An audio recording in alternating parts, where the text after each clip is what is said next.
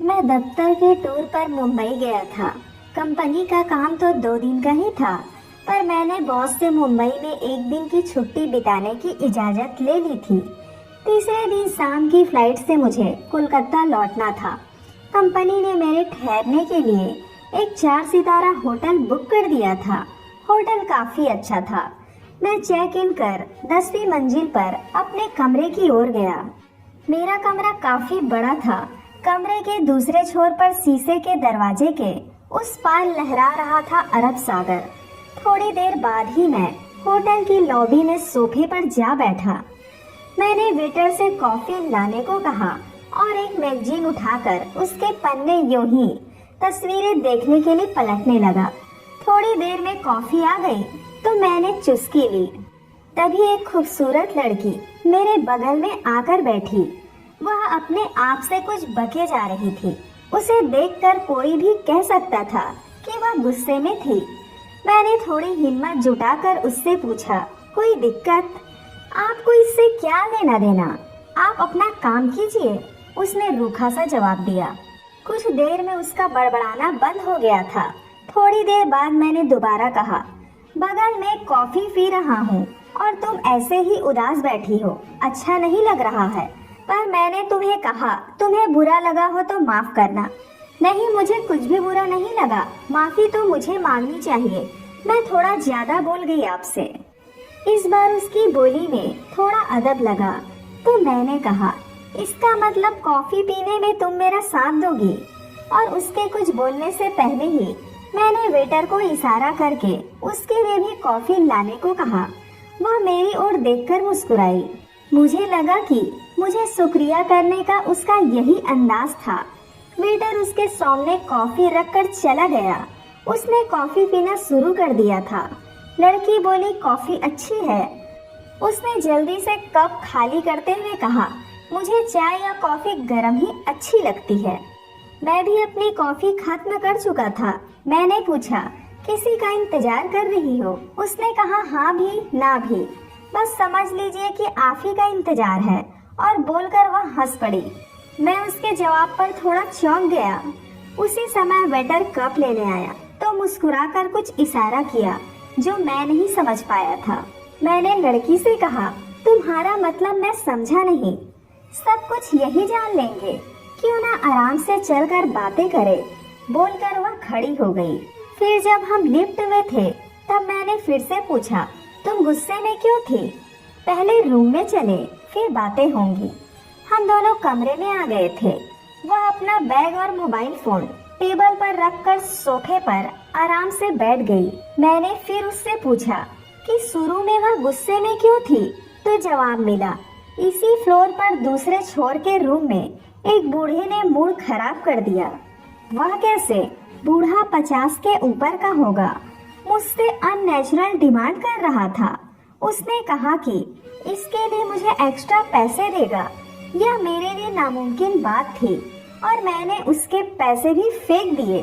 मुझे तो उसकी बातें सुनकर एक जोर का झटका लगा और मुझे लॉबी में वेटर का इशारा समझ में आने लगा था। फिर भी उससे नाम पूछा तो वह उल्टे मुझसे ही पूछ बैठी, आप मुंबई के तो नहीं लगते, आप यहाँ किस लिए आए हैं और मुझसे क्या चाहते हैं?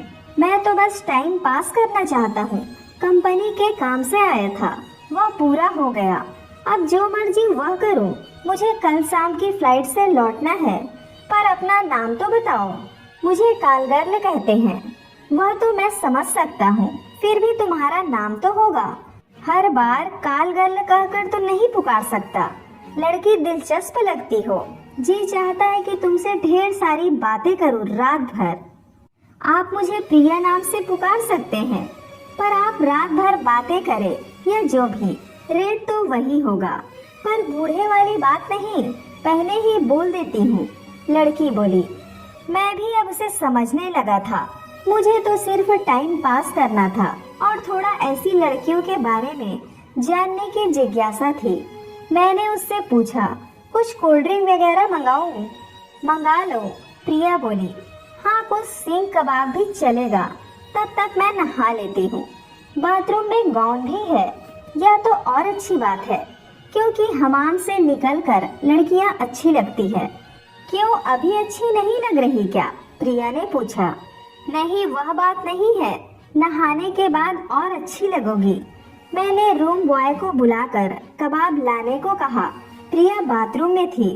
थोड़ी देर बाद ही रूम बॉय कबाब लेकर आ गया था।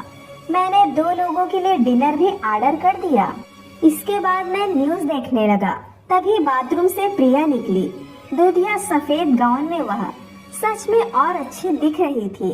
गाउन तो थोड़ा छोटा था ही, साथ में प्रिया ने उसे कुछ इस तरह ढीला बांधा था कि उसके उभार दिख रहे थे। प्रिया सोफे पर आकर बैठ गई। मैंने कहा था ना कि तुम नहाने के बाद और भी खूबसूरत लगोगी। प्रिया और मैंने कोल्ड ड्रिंक ली और बीच बीच में हम कबाब भी ले रहे थे। मैंने कहा, कबाब है और सवाब है तो समा भी लाजवाब है। अगर आपकी पत्नी को पता चले कि यहाँ क्या समय है तो फिर क्या होगा? सवाल तो डरावना है, पर इसके लिए मुझे काफी सफर तय करना होगा। हो सकता है ताउम्र कल शाम की फ्लाइट से आप जा ही रहे हैं। मैं जानना चाहती हूँ कि आखिर मर्दों के ऐसे चलन पर पत्नी की सोच क्या होती है, पर मेरे साथ ऐसी नौबत नहीं आएगी। क्यों? मैंने कहा, क्योंकि मैं अपनी पत्नी को खो चुका हूँ। 27 साल का था जब मेरी शादी हुई थी और 5 साल बाद ही उसकी मौत हो गई थी। पीलिया के कारण उसको गए 2 साल हो गए हैं। ओह सो सॉरी, बोलकर अपनी प्लेट छोड़कर वह मेरे ठीक सामने आकर खड़ी हो गई थी और आगे कहा, तब तो मुझे आपका मूड ठीक करना ही होगा। प्रिया ने अपने गाउन की डोरी की गांठ जैसे ही ढीला भर किया था कि जो कुछ मेरी आंखों के सामने था, देखकर मेरा मन कुछ पल के लिए बहुत विचलित हो गया था।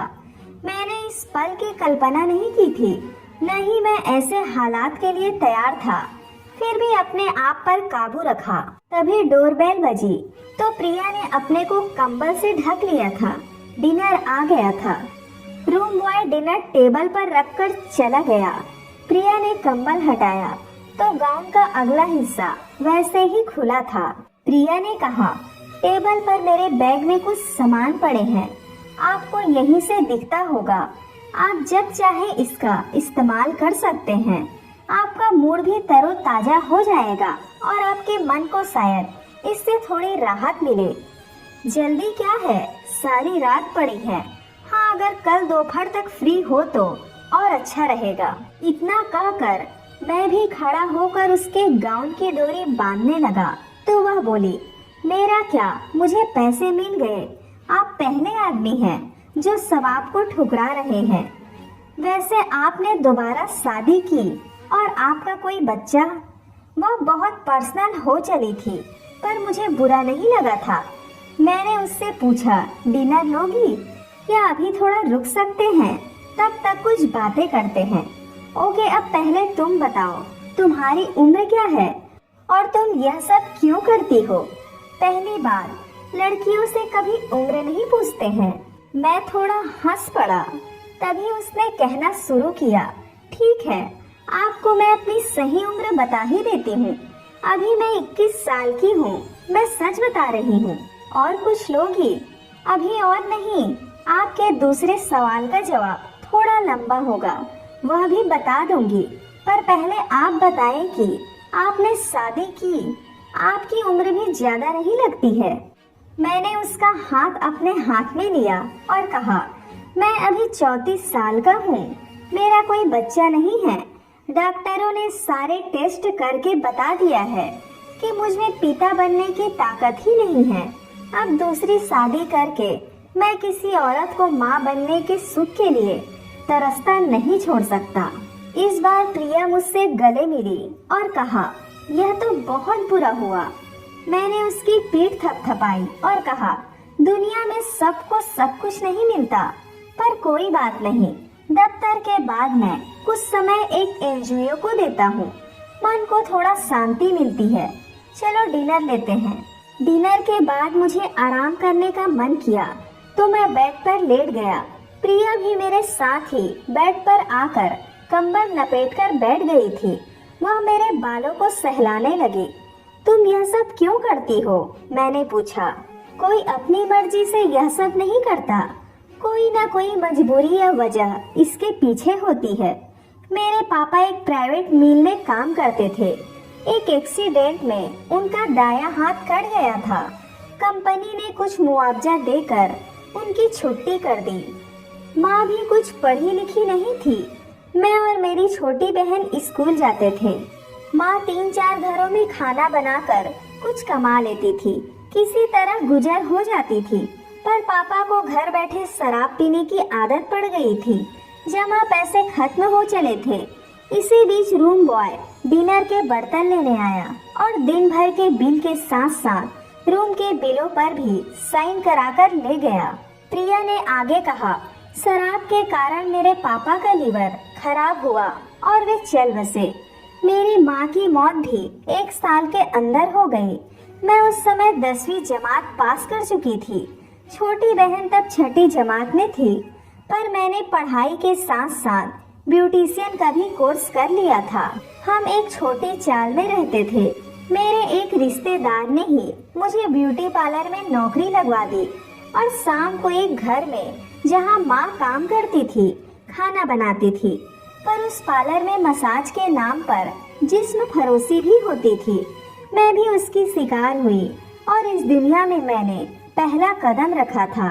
बोलते बोलते प्रिया की आंखों से आंसू बहने लगे थे। मैंने टिश्यू पेपर से उसके आंसू पोंछते हुए कहा, सॉरी, मैंने तुम्हारी दुखती रगों को बेमतलब ही छेड़ दिया। नहीं, आपने मुझे कोई दुख नहीं पहुंचाया है। आंसू निकलने से कुछ दिल का दर्द कम हो गया, बोलकर प्रिया ने आंसू पोंछते हुए कहा, पर यह सब मैं अपनी छोटी बहन को सेटल करने के लिए कर रही हूँ। वह भी 10वीं जमात पास कर चुकी है और सिलाई कढ़ाई की ट्रेनिंग भी पूरी कर ली है। अभी तो एक बिजली से चलने वाली सिलाई मशीन दे रखी है, पर बैठे बैठे कुछ पैसे वह भी कमा लेती है। मैंने एक लेडीज टेलर की दुकान देखी है, पर सेठ बहुत पगड़ी मांग रहा है। उसकी जुगाड़ में लगी हूँ। यह काम हो जाए तो दोनों बहनें उसी बिजनेस में रहेंगी। फिर एक अंगड़ाई लेकर उसने कहा, मैं आपको बोर कर रही हूँ ना? आपने तो मुझे छुआ भी नहीं। आपको मुझसे कुछ चाहिए तो कहें। मैंने कहा, अभी सारी रात पड़ी है, मुझे अभी कोई जल्दी नहीं। जब कोई जरूरत होगी कहूँगा। पर पार्लर से होटल तक तुम कैसे पहुँची? पार्लर वाले ने ही कहा था कि मैं औरत से थोड़ी अच्छी और स्मार्ट हूँ, थोड़ी अंग्रेजी भी बोल लेती हूँ। उसी ने कहा था कि यहाँ ज्यादा पैसा कमा सकती हो और पार्लरों में पुलिस की रेड का भी डर बना रहता है। फिर मैं होटलों में जाने लगी। इसके बाद प्रिया ने ढेर सारी बातें बताई। होटलों की रंगीन रातों के बारे में कुछ बातें तो मैंने पहले ही सुनी थी, पर एक जीते जागते इंसान जो खुद ऐसी जिंदगी जी रहा है, उसके मुंह से सुनकर कुछ अजीब सा लग रहा था। इसी तरह की बातों में ही आधी रात बीत गई। तब प्रिया ने कहा, मुझे अब जोरों की नींद आ रही है, आपको कुछ करना हो तो बताएं। प्रिया अभी तक गाउन में ही थी। मैंने बीच में ही बात काटते हुए कहा, तुम दूसरे बेड पर जाकर आराम करो और हाँ, बाथरूम में जाकर पहले अपने कपड़े पहन लो। बाकी बातें जब तुम्हारी नींद खुले तब। तुम कल दिन में क्या कर रही हो? मुझसे कोई गुस्ताखी तो नहीं हुई सर? आपने मुझ पर इतना पैसा खर्च किया और नहीं, मैं तो तुमसे बहुत खुश हूँ। अब जाओ अपने कपड़े बदल लो। मैंने देखा कि जिस लड़की में मेरे सामने बिना कुछ कहे गाउन खोलने में जरा भी संकोच नहीं था, वही अब कपड़े पहनने के लिए शर्मसार हो रही थी। प्रिया ने गाउन के ऊपर चादर में अपने पूरी शरीर को इतनी सावधानी से लपेटा कि उसका शरीर पूरी तरह ढक गया था और वह बाथरूम में कपड़े पहनने चली गई। थोड़ी देर बाद वह कपड़े बदल कर आई और मेरे माथे पर किस कर गुड नाइट कहकर अपने बेड पर जाकर सो गई। सुबह जब तक मेरी नींद खुली, प्रिया फ्रेश होकर सोफे पर बैठी अखबार पढ़ रही थी। मुझे देखा तो गुड मॉर्निंग कहकर बोली, सर आप फ्रेश हो जाएं या पहले चाय लाऊं? हाँ, पहले चाय ही बना दो, मुझे बेड टी की आदत है। और क्या तुम शाम 5 बजे तक फ्री हो? तुम्हें इसके लिए मैं एक्स्ट्रा पैसे दूंगा। सर, मुझे आप और ज्यादा शर्मिंदा ना करें। मैं फ्री नहीं भी हुई तो भी पहले आपका साथ दूंगी। बस मैं अपनी बहन को फोन करके बता देती हूँ कि मैं दिन में नहीं आ सकती। प्रिया ने अपनी बहन को फोन किया और मैं बाथरूम में चला गया। जाते जाते प्रिया को बोल दिया कि फोन करके नाश्ता भी रूम में ही मंगा ले। नाश्ता करने के बाद मैंने प्रिया से कहा, मैंने एलिफेंटा की गुफाएं नहीं देखी है, क्या तुम मेरा साथ दोगी? बेशक दूंगी। थोड़ी देर में हम एलिफेंटा में थे। वहाँ तकरीबन 2 घंटे हम साथ रहे थे। मैंने उसे अपना कार्ड दिया और कहा, तुम मुझसे संपर्क में रहना। मैं जिस एनजीओ से जुड़ा हूँ उससे तुम्हारी मदद के लिए कोशिश करूँगा। यह संस्था तुम जैसी लड़कियों को अपने पैरों पर खड़ा होने में जरूर मदद करेगी। मैं तो कोलकाता में हूँ, पर हमारी ब्रांच का हेडक्वार्टर यहाँ पर है। थोड़ा समय लग सकता है, पर कुछ न कुछ अच्छा ही होगा। प्रिया ने भरे गले से कहा, मेरे पास आपको धन्यवाद देने के सिवा कुछ नहीं है। इसी दुनिया में रात वाले बूढ़े की तरह 2 पाया जानवर भी हैं और आप जैसे दयावान भी। प्रिया ने भी अपना कार्ड मुझे दिया। हम दोनों लौटकर होटल आए। मैंने रूम में ही दोनों का लंच मंगा लिया। लंच के बाद मैंने होटल से चेक आउट कर एयरपोर्ट के लिए टैक्सी बुलाई। सामान डिक्की में रखा जा चुका था। जब मैं चलने लगा तो उसकी ओर देखकर बोला, प्रिया, मुझे तुम्हें और पैसे देने हैं। मैं पर्स से पैसे निकाल रहा था कि इसी बीच टैक्सी का दूसरा दरवाजा खोलकर वह मुझसे पहले जा बैठी और कहा, थोड़ी दूर तक मुझे लिफ्ट नहीं देंगे? क्यों नहीं, चलो। कहाँ जाओगी? एयरपोर्ट। मैंने चौंक कर पूछा, एयरपोर्ट क्यों? क्या मैं एयरपोर्ट ट्रेवल नहीं कर सकती? और आगे से आप मुझे मेरे असली नाम से पुकारेंगे। मैं पायल हूँ। और कुछ देर बाद हम एयरपोर्ट पर थे। अभी फ्लाइट में कुछ वक्त था। उससे पूछा, तुम्हें कहाँ जाना है? बस यहीं तक आपको छोड़ने आई हूँ, पायल ने मुस्कुराकर कहा। मैंने उसे और पैसे दिए तो वह रोते रोते बोली, मैं तो आपके कुछ काम ना आ सकी, यह पैसे आप रख लें। पायल, तुमने मुझे बहुत खुशी दी है। सबका भला तो मेरे बस की बात नहीं है। अगर मैं एनजीओ की मदद से तुम्हारे कुछ काम आऊँ तो वह खुशी शानदार होगी। ये पैसे तुम मेरा आशीर्वाद समझकर रख लो। और मैं एयरपोर्ट के अंदर जाने लगा तो उसने झुककर मेरे पैर को छुआ। उसकी आंखों से आंसू बह रहे थे, जिनकी 2 बूंदें मेरे पैरों पर भी गिरी। मैं कोलकाता पहुंचकर मुंबई और कोलकाता दोनों जगह के एनजीओ से लगातार पायल के लिए कोशिश करता रहा। बीच बीच में मैं पायल से भी बात होती थी। तकरीबन 6 महीने बाद मुझे पता चला कि एनजीओ से पायल को कुछ पैसे ग्रांट हुए हैं और कुछ उन्होंने बैंक से कम ब्याज पर कर्ज दिलवाया है। एक दिन पायल का फोन आया। वह भर्राई आवाज में बोली, सर, आपके पैर छूने का जी कर रहा है। परसों मेरी दुकान का उद्घाटन है। यह सब आपकी वजह से हुआ है। आप आते तो दोनों बहनों को आपके पैर छूने का एक और मौका मिलता। इस बार तो मैं नहीं आ सकता, पर अगली बार जरूर मुंबई आऊंगा तो सबसे पहले तुम दोनों बहनों से मिलूंगा। आज मुझे पायल से बात करके बेशुमार खुशी का एहसास हो रहा है और मन थोड़ा संतुष्ट लग रहा है। सो दोस्तों, ये थी हमारी आज की कहानी। इस कहानी के बारे में आपका क्या कहना है, हमें कमेंट करके अवश्य बताएं। और इसी तरह कहानी रोज सुनने के लिए वीडियो को लाइक कर दीजिए और चैनल को सब्सक्राइब करके उस घंटी को भी ऑल पर सेट कर दीजिए, ताकि हर आने वाली नई वीडियो का नोटिफिकेशन सबसे पहले आपको मिल जाएगा। धन्यवाद।